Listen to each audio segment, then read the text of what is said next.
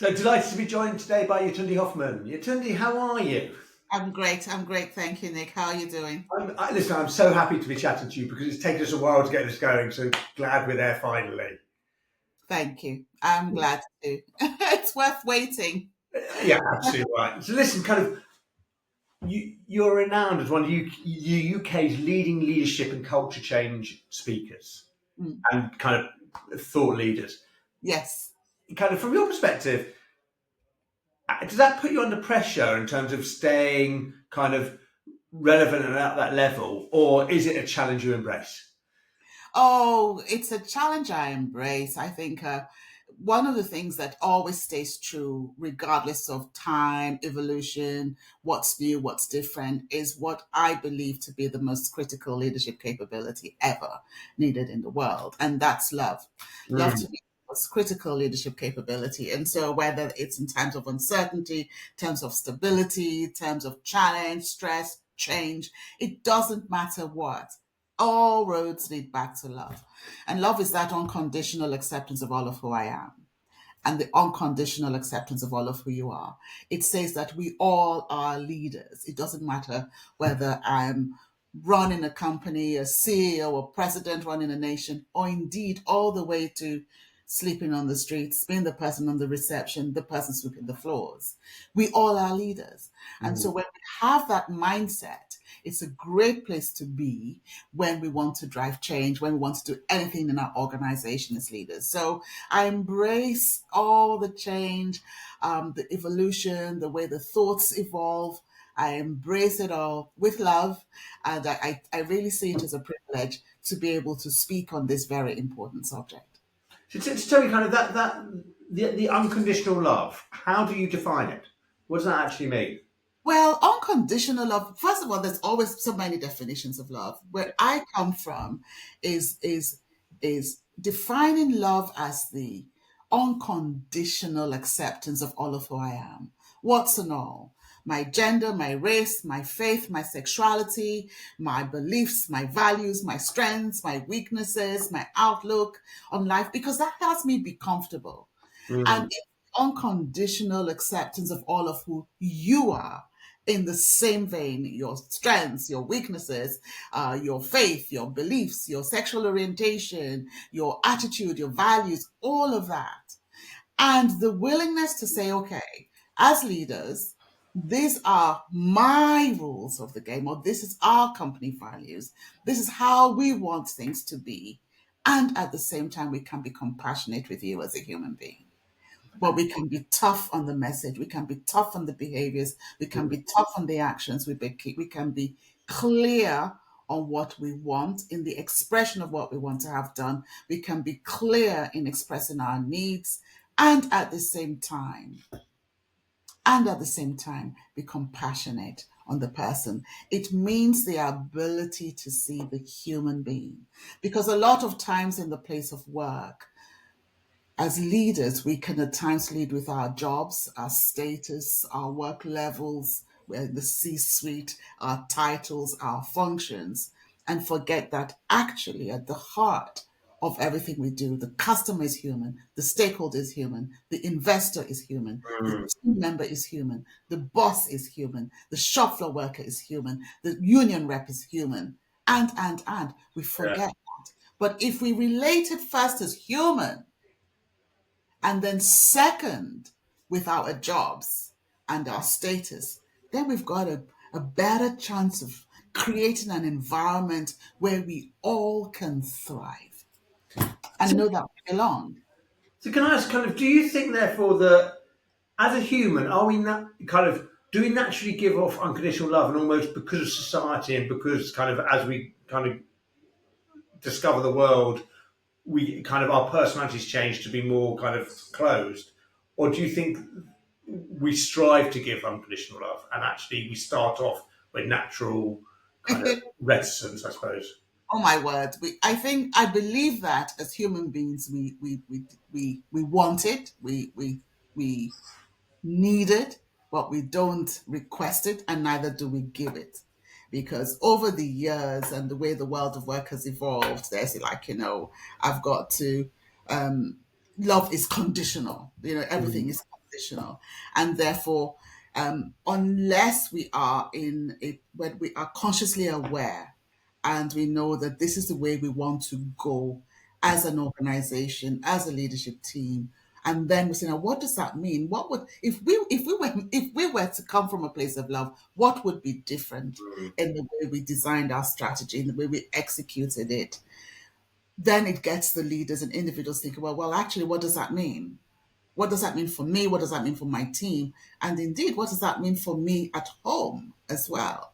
So it's not something that, I mean, very rarely, Nick, would an organization that invited me to come and speak to their leadership team, and I have done that a few times. So Yetunde, we want to know about love-based leadership. No, it's often about how can they be more accountable, how can they be more effective, how can they be more purposeful, how can they be more functional, how can they be more cohesive, and. It starts there. If I led with love, it'd be like, oh, we don't want to tree hugging here, Yetunde. But always, by the end of the time we spend together, there's an appreciation and an understanding of it, that the key actually is self-awareness. You start by raising an awareness of who you are, what you're about, and you develop yourself to a place where you start being comfortable or being more comfortable in your own skin. So And when you're in that place, then you can create an environment for those around you, regardless of their status, to be more comfortable too. What we so I think this is my kind of very much my question to you is like, is effectively your role kind of for a leadership team to actually make them comfortable in their own skins about the language they use and how they talk and actually how they look at other people, rather than it be to instigate change in themselves and actually move them kind of as beings to somewhere else. Absolutely. A mentor of mine once said, it's important, Yetunde, to be yourself with skill. And so I use it a lot in my talks, in my work, in my consulting, in my training. It is about being comfortable. You start where you are. If you, it's not about changing yourself. It's about bringing your best self, accepting the invitation to step into who you really are. But why Everything. do why do we not do that? Anyway. Well, because we grow up, as we grow up in the world, Nick, there's all kinds of things that come our way. Our values, our schools, the experiences that we have. If we have a negative experience, it has memory in us. Then we go to work, and there's certain protocols at work, and so on. So we grow up. The analogy sometimes I would use is that when we are born, we are like mansions with lots of rooms, big rooms, and wonderful corridors, and we're dancing around the rooms. And then, as life gets in the way, the experiences, whether it's through school, at home, what we experience of our parents, our siblings, at school, what we learn, the experiences we have, the mistakes we make that we don't address, then each room in the mansion starts being locked up. Doesn't disappear, but we lock it up. And then we get to a certain age, and often there are many of us in the world of work who might be this, that we then end up living in only a small part of that mansion. To, And that's what happens. And so so can I? go Sorry. on, No, go on. Please finish. my role, whether it's to a leadership team or a room full of hundreds or how many, is to have the leaders start thinking about the possibilities of what could occur if I was in all of the rooms of my mansion and created a space where the person in front of me and my team and my organization was also every single one who formed the organization, occupied all of the rooms in their mansion too. I love that analogy. That's really good. So let me just slightly kind of move on, but it's still a focus. Women in business, women in leadership roles. From your experience, where are we on kind of the journey to gender equality in the workplace? Where are we on in this? Nick, there's a lot of progress in the UK. Indeed, there is a lot of progress around the world when we look at the FTSE 100, the FTSE 350. Well, FTSE 350 and AIM listed companies and private equity companies could still do better. But in the main FTSE, we're seeing an improvement, particularly with women on boards. It would be great to see more women in C-suite roles. So there is an improvement when you track it. So information by the Hampton Alexander Review, if you look at the FTSE Women's Review, we are seeing improvements, 40%, 44% targets being exceeded. What I would love to see is for the data, if there's a way to drop from the quantitative to the qualitative. And therefore, it's one thing to have the diversity on the board or in the C-suite. What I wonder is the extent to which the value of that diversity is being mined, Yeah. whether the contribution of the difference is being embraced and being brought in.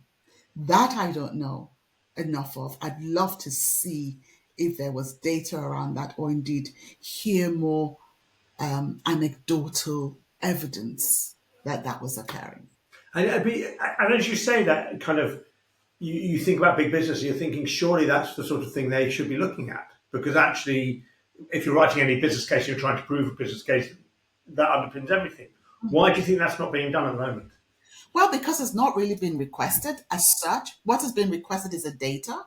So the an encouragement to measure to say, okay, you must have more women, 30%, 33% at least on your boards, in your C-suite. What are the numbers? Are you exceeding them? Where are you from? Let's list the companies who have them. Let's list the companies who don't, and let's praise the companies who are exceeding.